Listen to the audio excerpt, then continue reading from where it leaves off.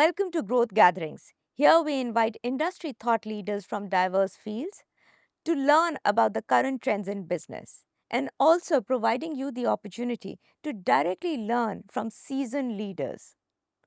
Today we have Mr. Umar Ahsan Khan, CEO and Managing Director, Dawlance, Pakistan. Omar's career spanned over 3 decades.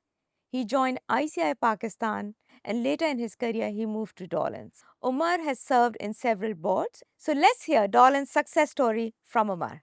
Thank you, Omar, for joining us. My pleasure. And you've been successfully driving innovation, growth, sustainability for Dawlance. Tell us your story.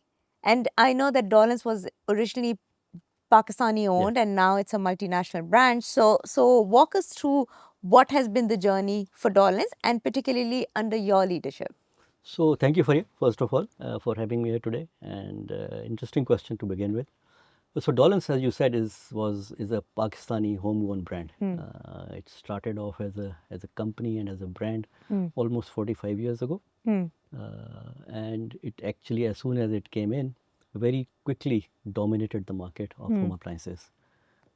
We started off as a refrigerator making company, and that's what we were predominantly known for. But because of the way the company was managed by the founder and the owner of this company for a very long time, he actually believed in bringing technology into Pakistan and making sure that everything that he sold was in one form or another made in Pakistan. And that's how when he started the company, he was able to keep a lot of foreign competition in our industry out of the country. So that was a huge contribution that Dawlance has done over the years.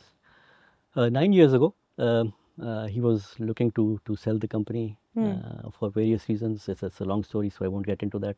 And we got acquired by a Turkish multinational, which is now called Beko. Beko is today the second largest home appliances company in the world by unit volume, and number one in Europe. So it's a very large company. We operate in close to 140 countries, and Pakistan is one of our subsidiaries in Beko.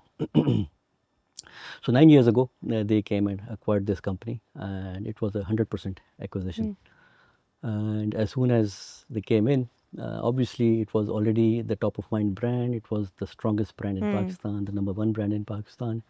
So they started investing in a lot of things. So we came in and we upgraded the entire product platform to align it with our global standards of product quality and safety. We upgraded our manufacturing facilities. But most of all, I think the best thing that's happened for Pakistan as a result of this investment that came in is that they've invested heavily in transfer of technology to Pakistan and setting up our own research and development centers in the country. So all the products that we manufacture today are all actually being now designed in Pakistan, unlike before. So by having our own R&D facilities in Pakistan, our engineers are able to be very close to the consumer and use the local insights much faster than any other company, which actually would be dependent on some foreign R&D centers to design the products. So in the last 9 years, we've invested heavily. In fact, all the profit that we've earned in this country has all been reinvested into Pakistan. So we've not taken any dividend out of the country. And I think unlike a lot of other investments that have come in, we've actually brought in a lot of R&D. Because of that, obviously now our products are meeting global standards. And one other thing that our global organization stands for, which aligned very well with me on a personal level as well, was sustainability. Because I think what most people don't understand and realize is that almost 40% of the global energy consumption goes into 4 product categories, which is heating and cooling, refrigeration, electric bulbs, and electric motors. Right? And 2 of these products we make. Heating and cooling is one of our core business. Refrigeration is one of our core business. And we felt that it's very important that we as a company globally take a lead on sustainability. And therefore, globally also, I think our Beko is taking a lead on sustainability. It's actually part of our brand purpose globally and in Pakistan. And sustainability is actually at the heart of our business strategy. So whatever we do, whatever products we design, whatever new services that we bring out, I think the first question that we have to ask ourselves individually is, does this meet our sustainability aspirations? And that's basically what we've been doing in the last 9 years, upgrading, getting closer to the consumer, trying to redesign the entire retail experience for the consumer in home appliances, and plus making sure that the products that we take to the market are the most sustainable in their product category. And we've actually redefined our brand purpose for Pakistan and in Dawlance as well. And our brand purpose today is progress today, preserve tomorrow. So the essence being that we're helping our consumer progress in their lives by making sure we get them the best possible and most innovative products and appliances into their homes to be their life partners. But also giving them that assurance that when they're using our products, they're using the most sustainable product in that category. So So we are playing that role and in that's Pakistan. amazing. I guess my question, and because I know Dawlance is leading in that category, is sort of driving the sustainability agenda. I'm assuming it's end to end, right? Is it end to Yeah, end? end to end. Yeah. And but how are you finding the suppliers, the government, the stakeholders Interesting. Yeah. broadly? I mean, are they as passionate, and how is like Dawlance or maybe a few other companies or leaders who may be influencing the agenda? So what's happening there? So that's an interesting question for you, and a very important one, because I think, generally speaking, if you ask me, people really don't understand sustainability as well as they should, both at an individual level and at the corporate level. And corporates are basically a combination of individuals. So I think the most important part is that individuals really don't have a clear understanding of what sustainability really means, and what this climate change that we talk about all the time, what it actually means. And unless that starts happening, it's really not going to have as large an impact as we need to have. The way I look at it, I think it is an existential crisis that we're facing. We've seen the heat waves in the last few years. We've seen the urban floodings. We've seen forest fires around the world. All of this is happening because of climate change, right? Do we really understand?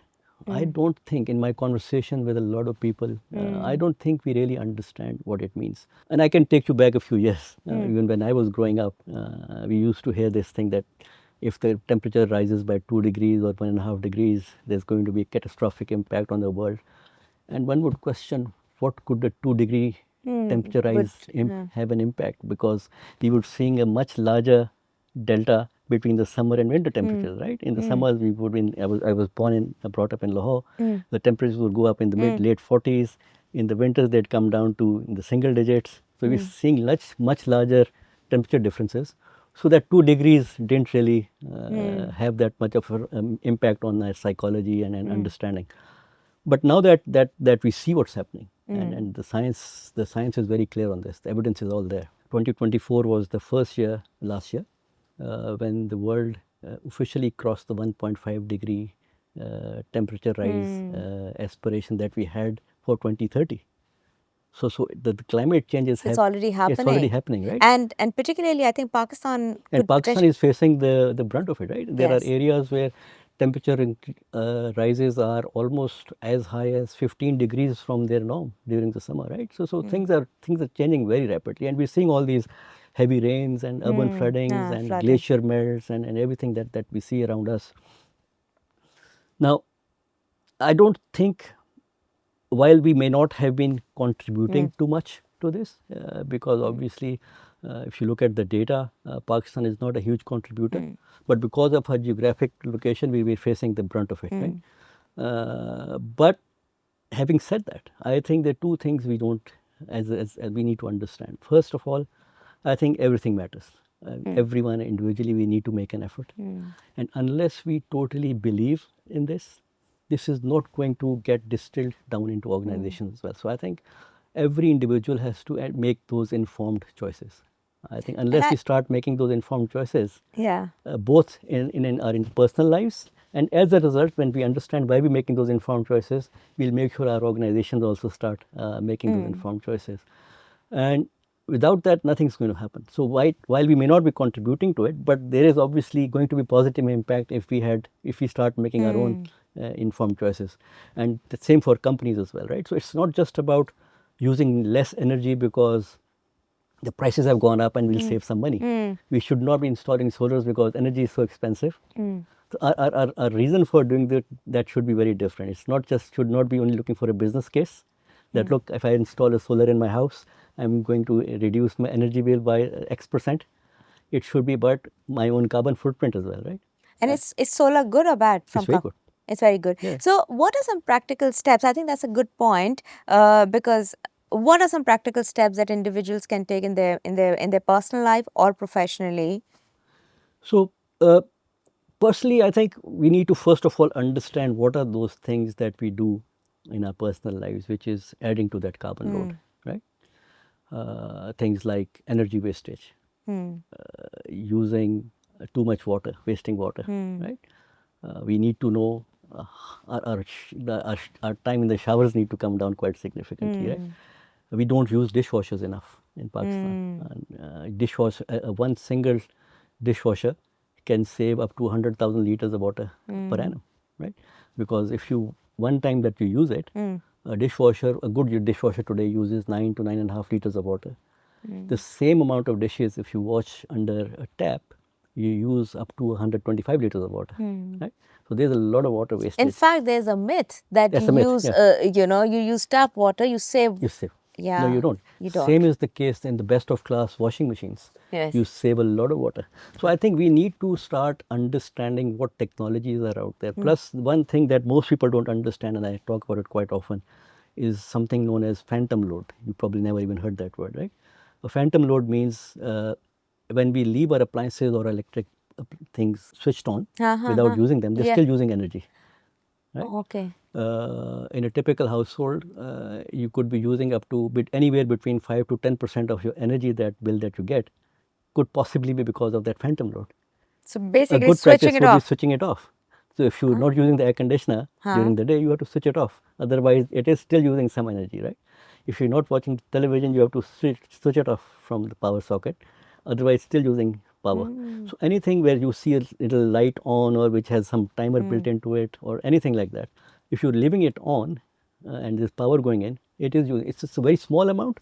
But when you start adding it up, it could be as high as 5 to 10% of your energy. And when you add it up on millions of households or billions of households around the world, it actually becomes a very large number. So that's another good habit one could adopt is to start switching off things. And segregating the trash? Yeah, that too, of course. Of course, because otherwise you're throwing away plastics and stuff like that into landfills, which is actually going to be detrimental. So my question is, even if I segregate trash here in Pakistan, but eventually, And that's where the government comes in, right? So government regulation has to come in. Unfortunately, what I see is that I think there is not enough collaboration between various departments, even within the government. So sustainability or climate change is seen to be something which the Ministry of Climate Change needs to do. okay. Right? And I think it's not just one ministry that's got to do it. They can be the one who are sort of coordinating the whole thing, but everyone has to come together. Whether it's the local governments, whether it's the Ministry of Industries, whether it's the Ministry of Commerce, all these ministries have to work together and devise a very holistic policy and framework which needs to be followed. And unless we should not be doing it just because if we have to borrow money from wherever else, from IMF or wherever, Or it's a checklist. and it's a checklist item that you need to you've done your sustainability thing and you've got that ministry in place. I think that essence has to be brought into those conversations, even at the government level.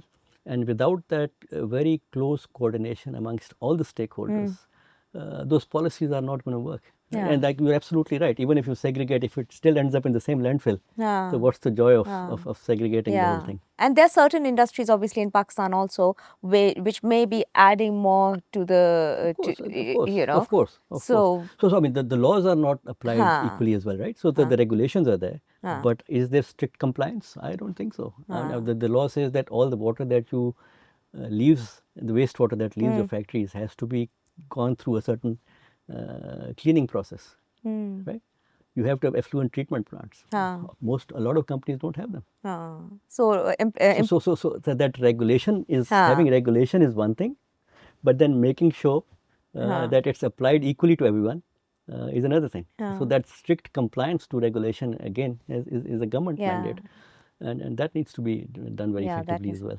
Now, thank you so much, and thank you for educating, because I hopefully through this platform also, the more awareness we create, the better we can contribute. Slightly switching gears now. Talking about leadership as CEO, right? You've been a very successful CEO. And now you have the new generation of CEOs coming, maybe, the emerging talent. What would you advise them? What kind of capabilities they develop, both sort of soft skills and technical skills, which will put them which will enable them to get the CEO role?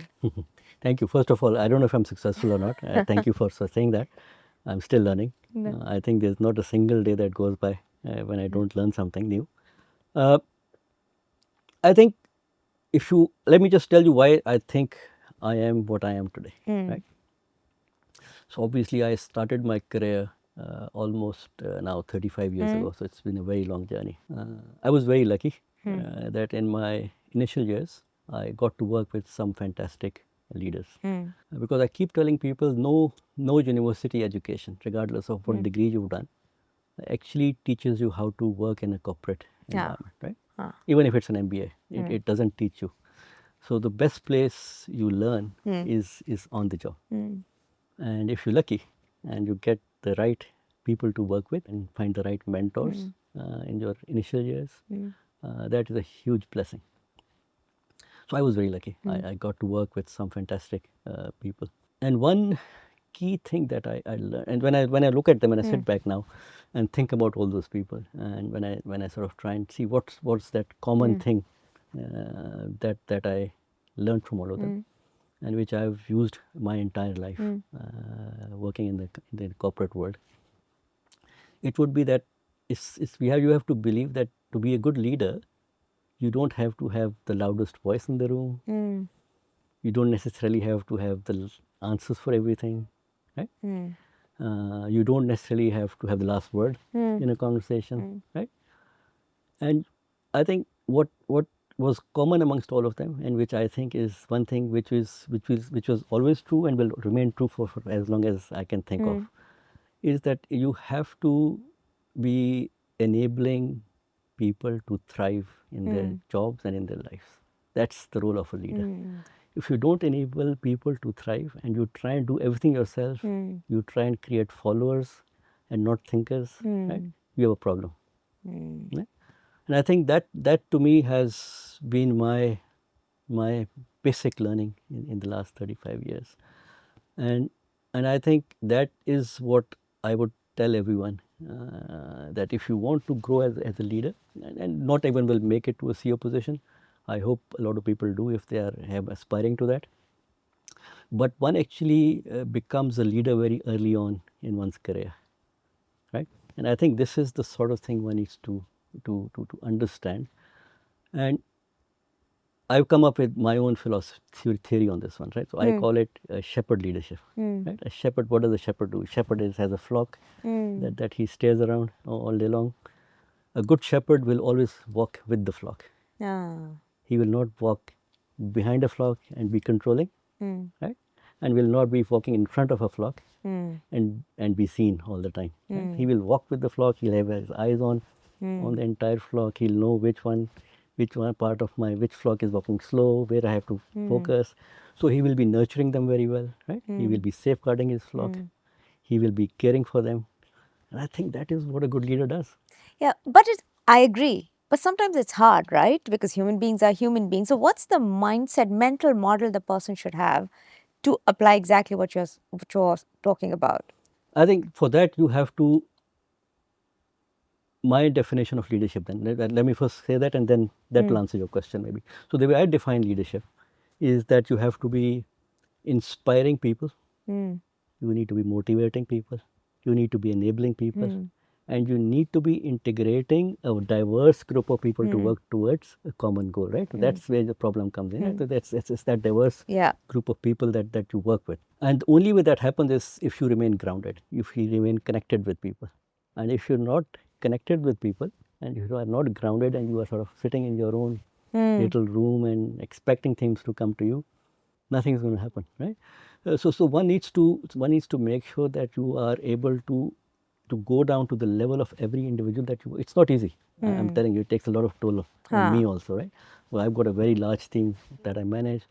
I try and remain connected with a lot of people. So obviously that takes a lot of time and effort. But what it does is that it actually helps me achieve what I think is leadership all about, what I've just explained to you, right? Because then if I sit with them, if I spend time with them, right, if I let them challenge me as well, right, that's very important. That's very important. Yeah. If I let them, if I can create those safe spaces for them to open up and speak to me, right? So I do these what I call sohbat sessions every month. So tell us about that. Sohbat is because we're a Turkish company, so we came up with this word. Sohbat is has the same meaning in Urdu and Turkish. Yes. So what I do is I get my HR team to select a random group of 10 to 15 people and come and spend half a day with me. Right? So I take out that half a day every month, every single month. That's a lot of time. And I just sit with them and there is no agenda. We just talk about everything under the sun. And they can ask me anything, I can ask them anything. We have very open conversations. And did you say half a day? Half a day, all afternoon, the whole afternoon we spend. And generally it's a Friday evening because then I know there's nothing else to do. So Friday afternoon I spend 3-4 hours with them. At times these sessions have gone up to as long as 5 hours because they weren't running out of things to ask me or have conversations on, right? So that in my view is something which has helped me immensely in being grounded and connected with people. And it helps me become more comfortable with being uncomfortable because there's some young people in those groups as well. You know, they think very differently, right? They ask me some very, at times, a lot of tough questions and I still need to answer them, right? But it helps me understand how they're thinking, or what they need to do, and what we as an organization need to do. And it's actually helped me become a better human being, I think. Yeah, and also I can say that because I visited your office twice and it's a very warm and welcoming space. So I think not being intimidated by you is a big thing. You meaning any Any leader, leader. because that's where the disconnect happens. Um, Another question, skill building. You touched upon it. How are you addressing it at Dawlance? And again, the new skills, which is the digital transformation, the sustainability, or anything else. I think we have a lot of focus on skill building, but I actually think that classroom training is a very small part of training and development. Absolutely. I think it's maybe a maximum of 20% of what training and development is all about. And I think it's about the experiences that you create in the company, right? It's about making sure that you get people to work in diverse teams from multiple departments, right? It's about creating those safe spaces where people can have conversations. You need to make sure that whatever, because hard skills are easy to solve. Let me tell you that, right? So if you ask me, when I started working, if the half life of my skills that I brought to the job was 10-15 years, today it's possibly come down to a few months. No matter what you bring from your college degree, the half life is getting shorter and shorter, and in the next few years it's going to get even shorter. Now, if that's the case, then one needs to make sure that we're always up to date in terms of technical skills, but those are easy to solve. There's so much information out there. If you really want to learn, there's no stopping you. When we were growing up, there was no internet, right? Now, if you want to learn, there's LinkedIn Learning. There's so many other platforms available to you. So we offer a lot of such platforms to people to design their own training path, right? So that has really helped us immensely. We've got our own in-house faculty that helps immensely because they understand the context of what's needed, and that faculty is doing both soft skills and hard skill trainings. But I still think that the few areas where we really need to, which are very relevant today, and I think are going to become even more important going forward, are things like critical thinking. How do you develop that? And how do you develop that? Now, the problem is that our entire education system is not geared towards developing critical thinking. It's all about rote learning from school onwards.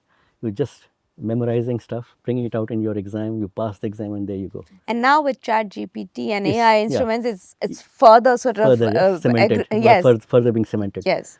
Therefore, I think again it's up to the leaders in an organization, people like myself, and not just myself, at various levels of leadership in the company, to actually help people not to move away from telling them what to do, to encourage them on figuring out how to do what they need to do. I think that's the sort of organizations we need to create now. Yeah, and sorry, because one thing I noticed, and absolutely right, I think when you want to encourage critical thinking, that means people will make decisions, Yeah. and some of them will Go wrong. will go wrong. Yeah. So I think that appetite, and now there's obviously a lot of pressure on numbers, short-term delivery. So how do you balance that? I think failure has to be taken as part of learning. That's my view.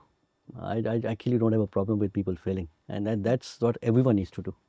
Because if we create an organization or an environment where failure is reprimanded every time it happens, there's a problem. And I see that happening a lot in Pakistan and in other places as well. Yes, in other places as And I think that's again a leadership responsibility to make sure that you tell everyone that failure will be tolerated, and it's a learning opportunity. It's part of the growth journey. It's part of the success journey. And if you don't do that, people will not experiment. And if they don't experiment, you're actually telling them not to do critical thinking. Because if you want them to think critically, if you want to ask them, ensure that they ask all those why questions, right?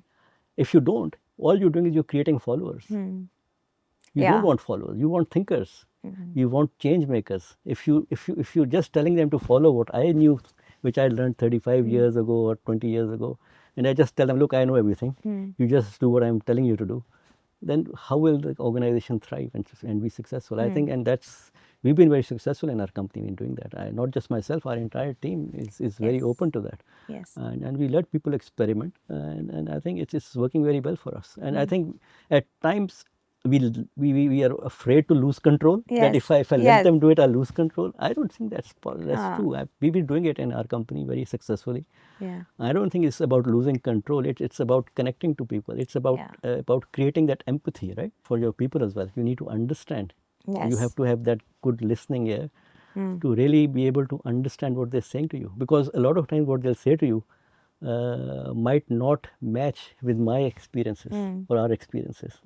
But we still have to trust them that if they're saying something to me, yeah, they're actually going through that, and then help them navigate through that. Because if we're listening to them just to answer based on my experiences, then to me that's not empathy. A lot of people ask me this question, and when I say, look, a lot of times when you ask people what empathy is, you say, step into their shoes. My belief is you cannot ever step into someone else's shoes. Because even if you try and step in someone's shoes, you're still wearing your own.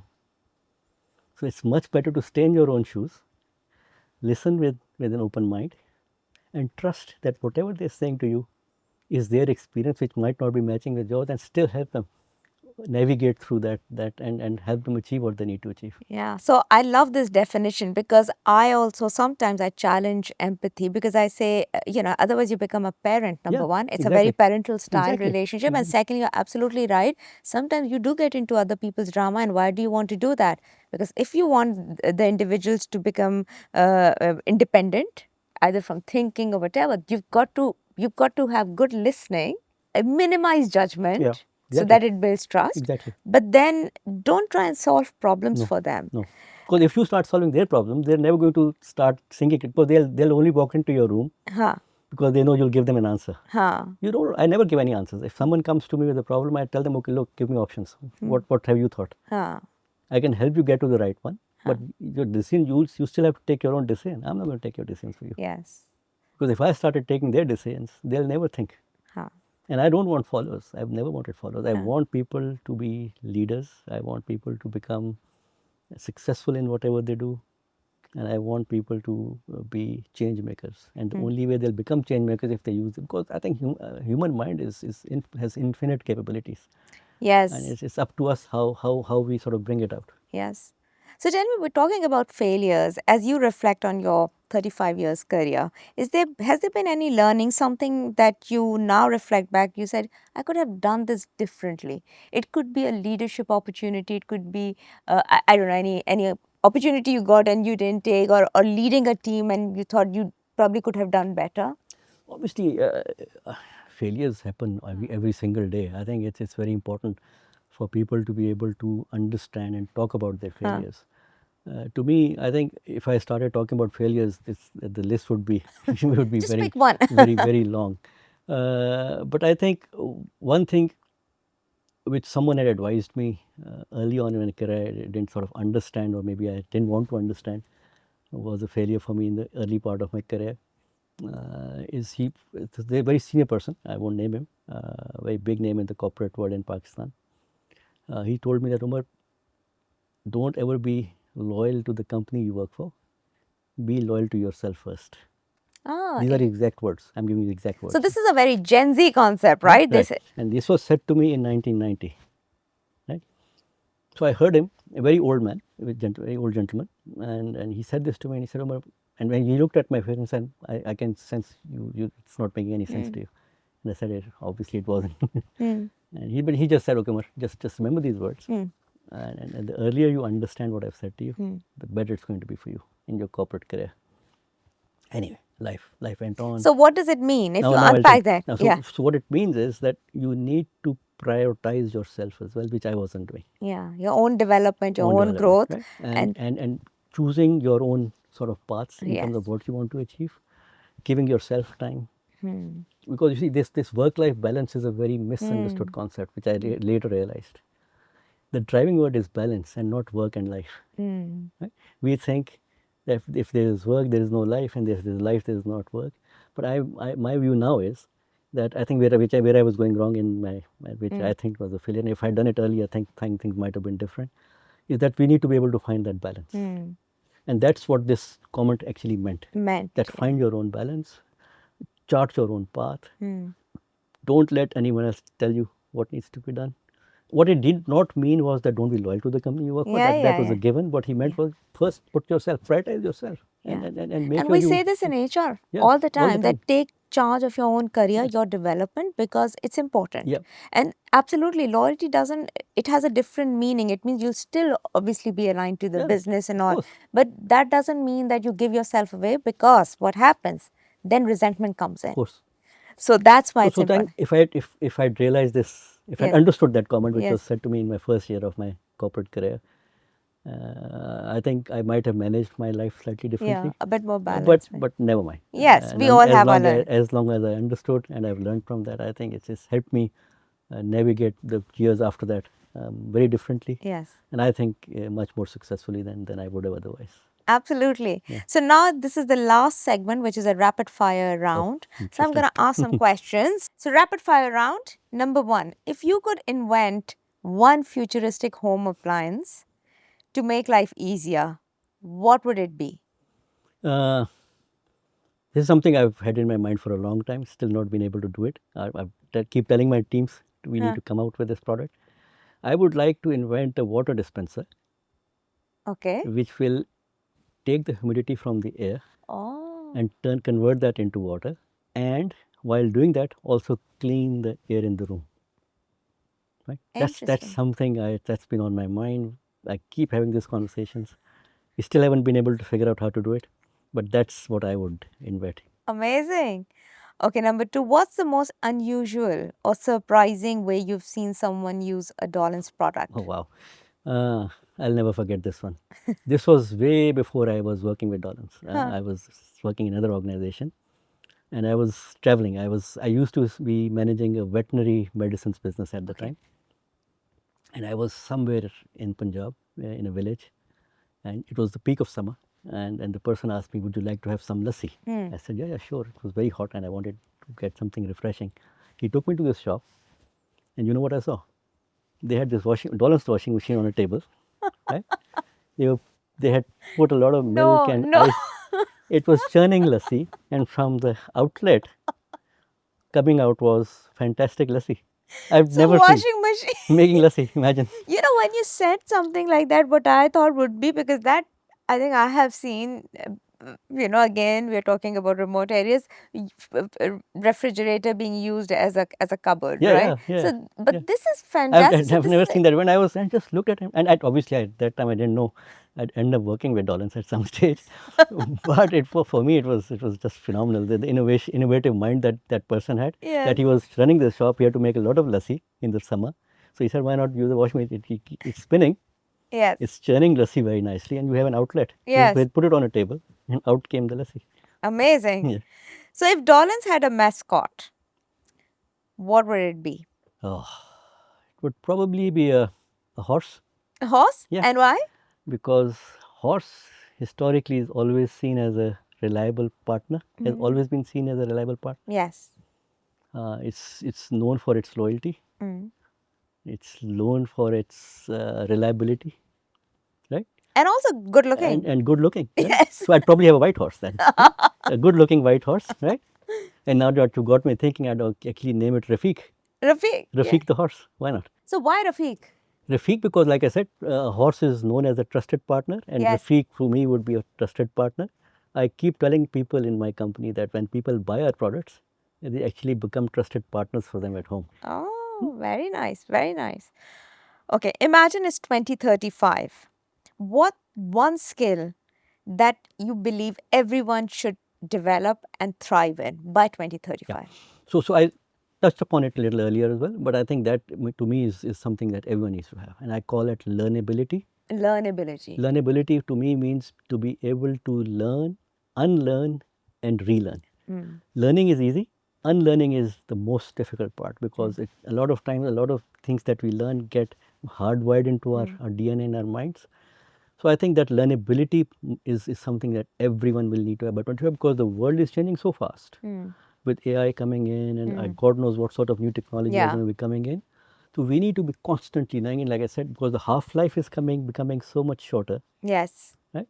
So when we started, there were no computers. Now I can use even Mm. the highest end of computers, right? So, but now here onwards, the pace of change is going to be much faster.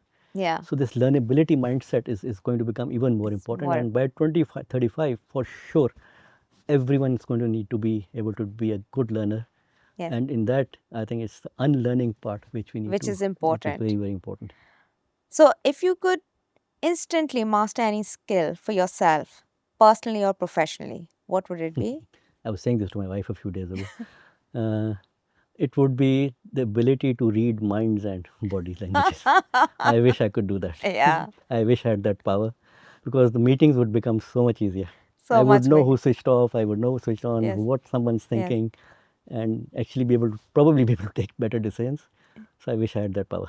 Yeah, actually, that's a great skill, and I think we all are continuously working on it. And Yeah. the final question: what's habits related to sustainability that you have adopted in your personal life So or I at talked home? about a few. Mm. I'll give a bit more detail on one. Is water wastage. Acha. We obviously waste a lot because we now use these showers at home, Mm. and especially if you have these pressure pumps Mm. installed, a lot of water goes through. Mm. So I actually timed. I put a bucket under my shower and I Ah, timed it.